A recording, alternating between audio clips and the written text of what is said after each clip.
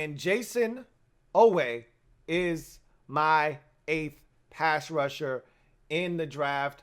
I'm sounding the alarm on Jayson Oweh because this is a guy with not a ton of production. And, you know, when you watch him,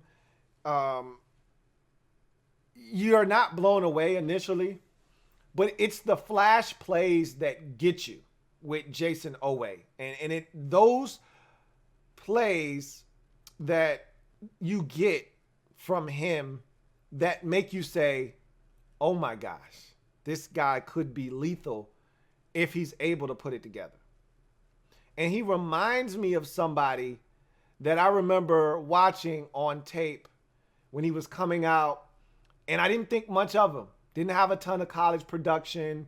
He was raw as the day was long, but he was athletic as all get out, and he was cut, and he was long, and he was big, paws, and he turned out to evolve into one of the best pass rushers in the league. And I'm not saying that's what's going to happen necessarily with Jayson Oweh, but I'm saying there's a chance. And so you're telling me there's a chance, and that's all I'm telling you. There's a chance. Let's flip his card over and take a look at why I believe he's a sleeper and he's moved up my draft ranking board for edge rushers all the way up to number 8. His strengths, size and length. We're talking about a 6'5", nearly 260-pound edge rusher. Now, again, he doesn't look it. And this could be simply one of those program guide fabrications that we get all the time. He looks like he's 245. But he's muscularly built, so he could be legitimately 255. Whatever the case may be, whether he's 245 or he's 250 or he's legitimately damn near 260, his frame is outstanding at 6'5". Whether he needs to put on a few or he's good right where he is, he's got an NFL body, similar to the guy that I comped him to coming into the league. Frame that can add mass. I don't think he's 257. It's hard for me to believe that. He's one of those guys that I think would have weighed in at 247 at the combine, came in fast as hell and ran a hell of a time. He would have tested well, jumped on some of your radars, and been a guy that people were talking about a little bit more. But because there was no combine, I got to go with the weight that Penn State was shoveling to us. I don't think he was 257. I think he could get up to 257, though, looking at his frame. Athleticism. This guy's a freak athlete. When you watch him come off the ball, and we'll talk about that here in a second, that's when the athleticism is most apparent. I mean, he's shot out of a cannon. His explosiveness is ridiculous. And you go watch the 2019 game against Michigan State. He had a couple of sacks in that game. And there is a sack in there where my eyes jumped out of my head for a second, where I'm like, whoa. That was a Von Miller-esque, Justin Houston-esque first step. Whoa. Okay. I had to catch my breath because everything I had watched up until that point was ho-hum. And then it's one of those plays where you go, you're capable of that? What are we doing wasting our time with all this other nonsense that you're doing? Just keep doing that over and over again and build off of that. And so he's got good redirect. He can stop. I talked about Azeez Ojulari not being able to stop, plant, change directions quickly. He can do that. That's part of the athleticism that I'm talking about, where he can stop, change directions, and he's like cat quick. So he's on top of you just like that. But the reason for me, and I'm projecting here, the numbers, this man has 7 career sacks. He had 0 sacks in 7 games for the Nittany Lions in 2020. I'm not telling you that this guy is ready to go right out of the packaging. Not even remotely close, okay? The numbers are underwhelming. The production and some of the tape is hard to stomach, but it's the flash plays that make you say, God damn it, this dude has it. And if I can just pull it out of his ass, he could be the next big thing as a pass rusher in the league. And it's the explosive get off and his ability to bend the corner. And really, I want to couple the next three strengths, because I talked about that, having these three strengths, these three things, like having a fastball and some kind of changeup off of your fastball. But in the NFL, if you can do these three things, which he can, he just hasn't been able to do it consistently, but he's capable. You can do these three things, you got a chance to be a dynamic pass rusher, which is why Danielle Hunter is a dynamic pass rusher. If you've got an explosive get off, that's a third of the battle, because you can get off the ball quickly and still not win.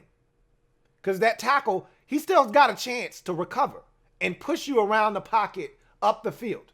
So if you've got an explosive get off, that's a third of the battle that you've already won. The next thing you better be able to do, though, is bend the corner. That explosive get off gets you to the corner at 7.5 yards. Now can you bend and flatten and get to the quarterback? He can do that. One of those that sack against Michigan State where he bends the corner, gets off quickly and bends. He put all of this stuff together. In one play, you saw the sheer brilliance that could be Jayson Oweh down the road. And then he can convert speed to power. There were a couple of times he didn't get to the quarterback, but boy, did he collapse the pocket. Quarterback luckily got rid of it on a quick 3-step drop, or his ass is going to get sacked. Because he took the tackle and he drove him into the lap of the quarterback. And you do that when you're able to scare tackles shitless with speed. When the first thing they're thinking is, man, I better get out of the blocks. I better get out of my stance, and I better get into this kick slide and open up, because this guy is flying. When he's looking for that, that's when speed can kick his ass, or power, can kick his ass. And he can convert speed to power. He's got the length to do it. Danielle Hunter has the same exact thing. You're looking speed, you're looking speed, you're looking speed. Here comes those long-ass vines for arms in your chest, and you can't do a damn thing about it. High motor. Guy plays balls to the wall when he's in the game. Love it. And then finally, upside. All right. This guy has upside. That's all you're basing this off of, is upside. If you were basing this off of production, I got nothing for you. You're basing this off of a few splash plays you've seen from him in a 3-year career, honestly, at Penn State. He's a redshirt sophomore, coming out probably way too early. But his talents suggest that he's going to get drafted high enough, and that's why he came out. He went to the NFL Draft Advisory Board, and they told him, hey, you a day 2 pick. You'll go somewhere in the 2nd or 3rd round, no worse than the 3rd round. So he came out because he's got upside. Weaknesses, super raw inexperience. I don't have to explain that to you. I've already done that. The guy is super raw. There isn't any complexity to his game whatsoever at this point. He could have used more seasoning, man. He definitely could have used more seasoning, but it is what it is at this point. He's decided to come out. Let's see what he's going to do. He's got talent. Needs to get stronger at the point of attack. That's part of the reason I question that he's damn near 260 is sometimes he got tossed around like he was 240. So I think he can add on some weight, get a little bit stronger at the point of attack. That will help him a lot to stay on the field, because Penn State, they didn't love him on rundowns, on early downs. he didn't get the consistent reps that you would like to see a guy with his skill set get because they had to take him off the field. So if it's 2nd and 8, they thought it might be a rundown. He wasn't on the field, but it ended up being a pass. So he was only on the field a lot of times for obvious passing situations. He got a little bit more run in 2020, but he's got to get stronger at the point of attack. Needs tons of pass rush refinery. Again, I'm not telling you anything that you don't already know. Right now, it's just pure speed for him. That's his go-to move. Speed and then converting the speed into power.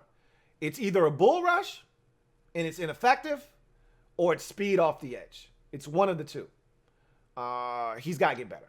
He's got to put some more. First of all, I need him to be more consistent with his speed rush and then use that speed rush to convert speed to power consistently so that the bull rush is more effective. And then off of that, I need a crossover. I just talked about him having great redirect and agility. Use that to your advantage. Hard outside, back inside, crossover, go inside, quick path to the quarterback. And then play recognition. He just didn't play enough, man. This is a guy that misdirection gets him, read option gets him. Anything where you're getting him to chase bait, he's chasing the bait. They allow him up the field, Ole, for a screen. He's going to the quarterback. He doesn't sniff screen. He doesn't feel screen. He's just not there yet. So at this current moment, it's a struggle for him. So he'll get there eventually, I think. So I project him to be a 3rd-round pick. I don't think he would have come out of school if he didn't get the thumbs up to be a day 2 pick. I wouldn't be shocked if somebody got intrigued and took him in late in the 2nd, like Seattle, for instance. This is the kind of guy they love. Project, guy that has all the measurables, needs to be coached up. That's their kind of guy. Wouldn't be shocked if they pulled the trigger on him. They love pulling the trigger on guys sooner than we think they're supposed to. He fits right up their alley in the 2nd round, but I wouldn't be shocked if he goes in the 3rd round. My comp, I've already talked about it. He's Danielle Hunter for me, comp-wise. Athletically gifted, long frame that's strong and muscularly built, has the speed to scare tackles. Unrefined right now, so was Danielle Hunter out of LSU. And he got in the league, he took to coaching, and Danielle Hunter is one of the best pass rushers in the game right now. So that is my sleeper. Sound the alarm for Penn State pass rusher Jayson Oweh. 8th in my 2021 draft edge rushing prospects. Louie